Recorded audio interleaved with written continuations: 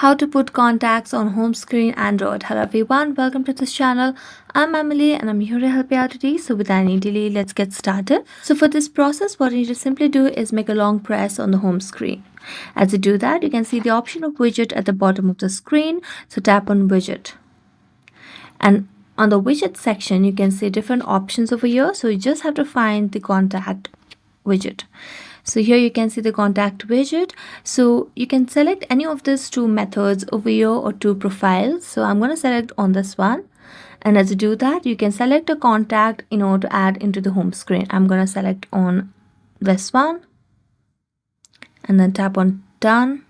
And there you go. You have a contact on your home screen.